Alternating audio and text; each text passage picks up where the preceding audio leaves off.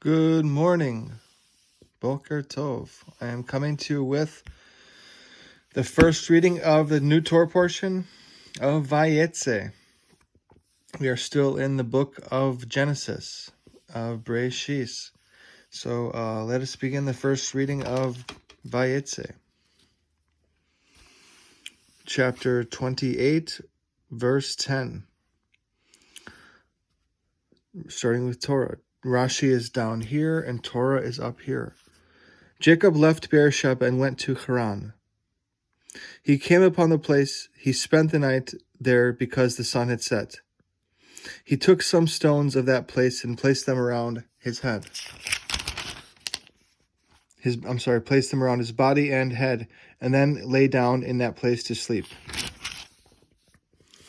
Verse 10, wRashi. Jacob left. Since the Torah wished to tell us that because the Canaanite girls were evil in Isaac's eyes, Esau went to Ishmael, it interrupted the narrative about Jacob and wrote, Esau saw that Isaac had blessed. Once it finished relating this, it returned to the previous subject. Jacob left. Its need only have written, Jacob went to Haran. Why then does it mention his leaving? In order to tell us that the departure of a righteous person from a place makes an impression. For while the righteous person is in a town, he is its majesty, he is its brilliance, and he is its honor. But once he has left there, its majesty has gone, its brilliance has gone, and its honor has gone. Similarly, the phrase, she left the place, that is mentioned in connection with Naomi and Ruth, has the same significance. He went to Haran, means here he set out for Haran. He came upon the place, wRashi, verse 11. Scripture does not mention which place, but the intent is to the place already specified elsewhere. This is Mount Moriah, about which it says, and he saw the place from afar. He came upon, as in, and it reached Jericho, and it reached Dabeshet. But our rabbis explained it as an expression of prayer, as in, and do not beseech me. This teaches us that he instituted the evening prayer. However, the verse changed from the usual word for praying and did not write this word to also teach you that the ground shrunk for him, and he thus reached the place very quickly, as is explained in chapter Gid Hanashe. Because the sun had set. It should have written, the sun set and he spent the night there.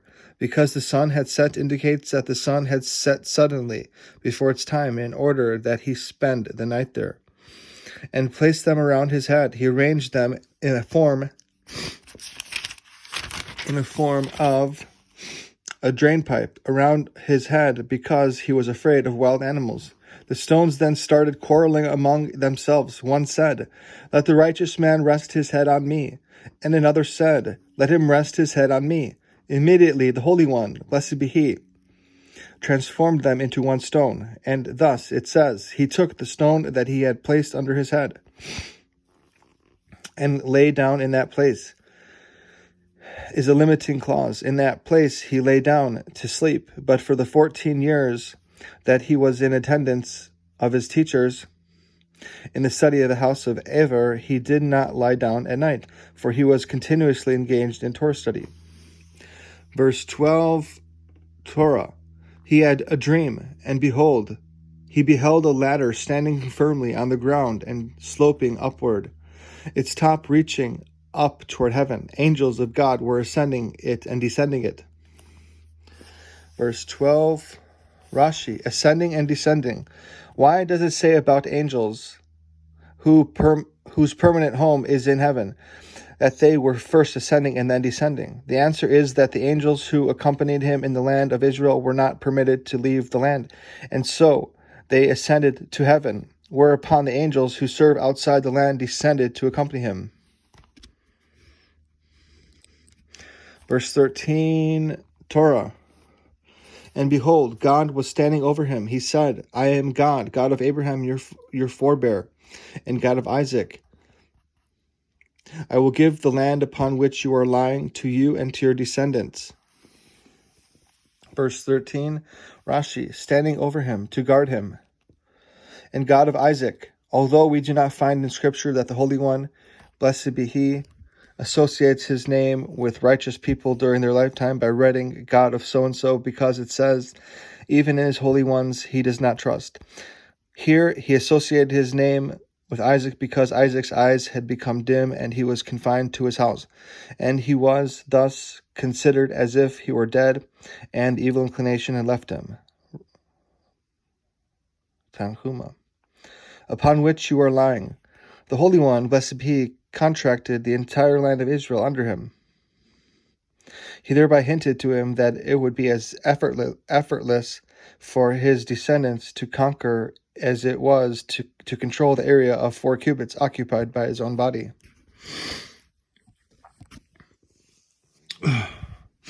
What was that? Verse 14. Torah. Your descendants will be as numerous as the dust of the earth, and you will spread out powerfully to the west, to the east, to the north, and to the south. And all the families on earth will be blessed through you and through your descendants. Rashi, verse 14, means here, and you will grow strong, as in, the more they would spread, which also denotes strength.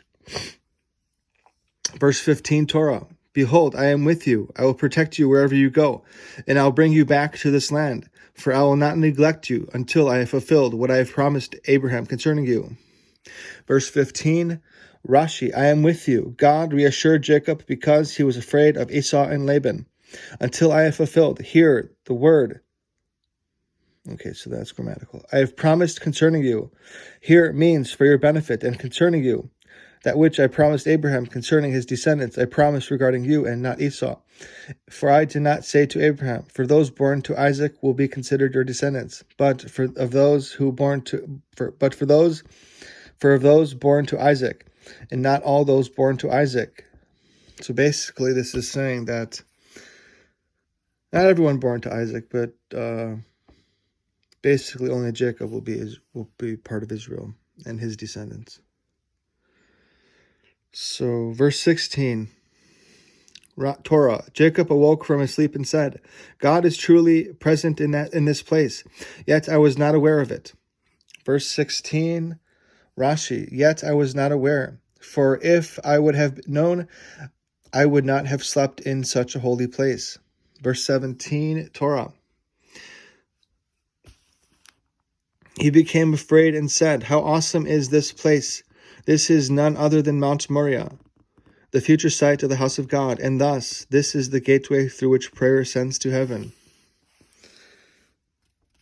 Verse 17, Rashi, none other than the house of God. Rabbi Eliezer said in the name of Rabbi Yossi ben Zimram, this ladder was standing on the ground at Beersheba, and the middle of its slope was positioned opposite the site of the Holy Temple. For Beersheba is situated in the south of the portion of Judah. Jerusalem is to its north, on the border between the portions of Judah and Benjamin, and Bethel was in the north, and Bethel was in the north of Benjamin's portion, on the border between Benjamin and Ephraim and Manasseh, the 2 tribes that descended from the sons of Joseph. Thus it follows that a ladder whose base is in Beersheba and whose top is above Bethel has the middle of its slope positioned opposite Jerusalem. All right, verse 8. Okay, so let's finish this.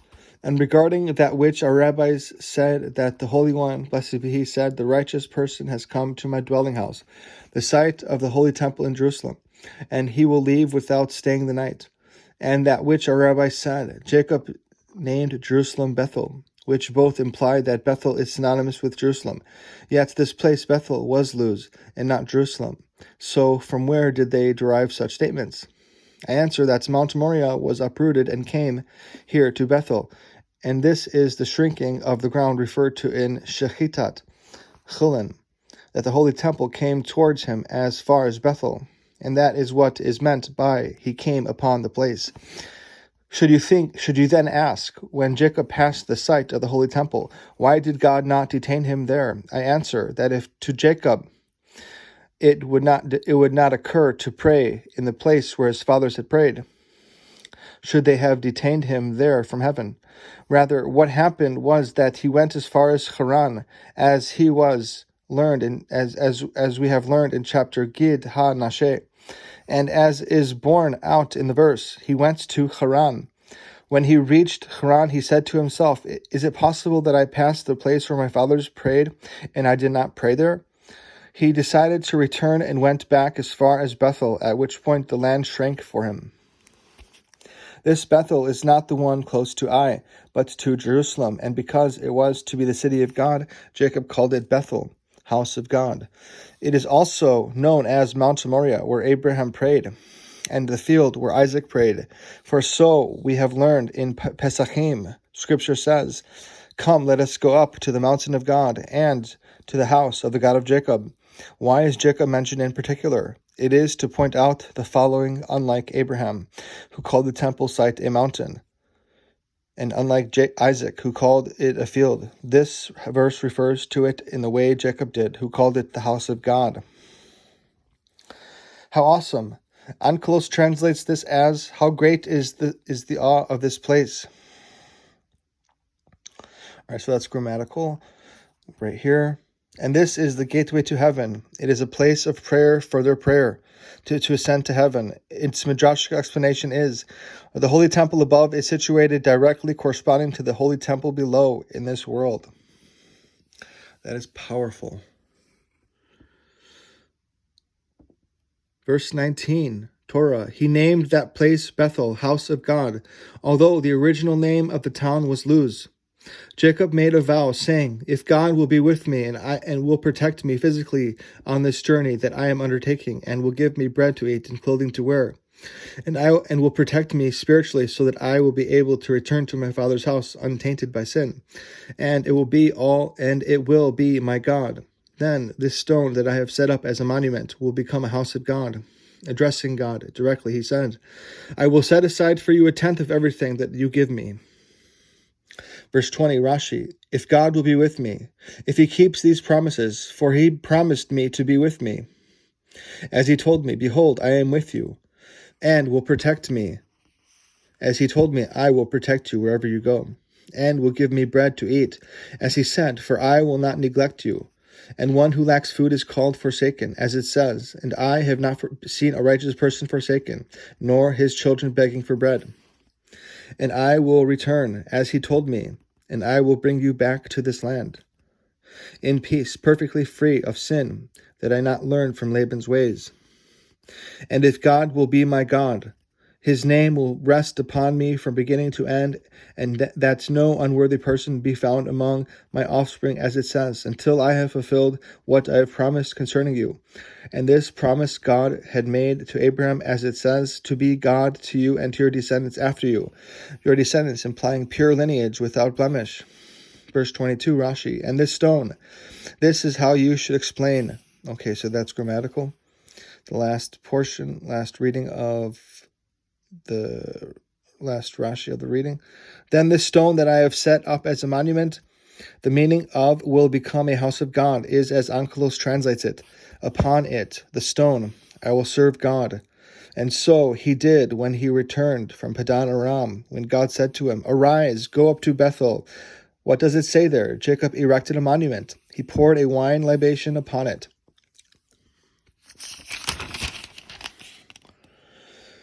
All right, and that is the first reading of Vayeitzei. All right.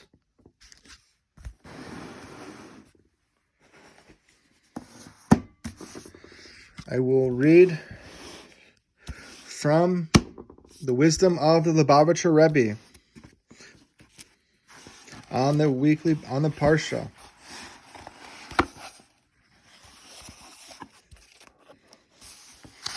So Vayeitzei, let's begin. We'll read the introduction to Vayeitzei, Jacob in Aram. Vayeitzei is chapter 28 in Genesis, verse 10 through 32, verse 3. The seventh section of the book of Genesis begins with the chronicle of the third and final patriarch, Jacob. It opens as he leaves. Vayeitzei, he left in Hebrew.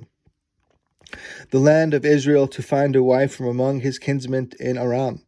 He in fact marries 4 wives there and fathers a large family, as well as amassing a considerable fortune with divine help. After 20 years, he secretly flees Aram, fearful that his possessive father-in-law, Laban, will try to prevent him from leaving.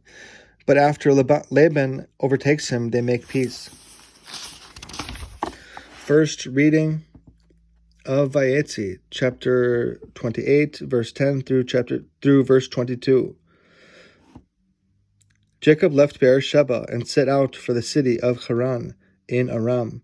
On the way, Jacob spent the night on Mount Moriah, known today as the Temple Mount in Jerusalem.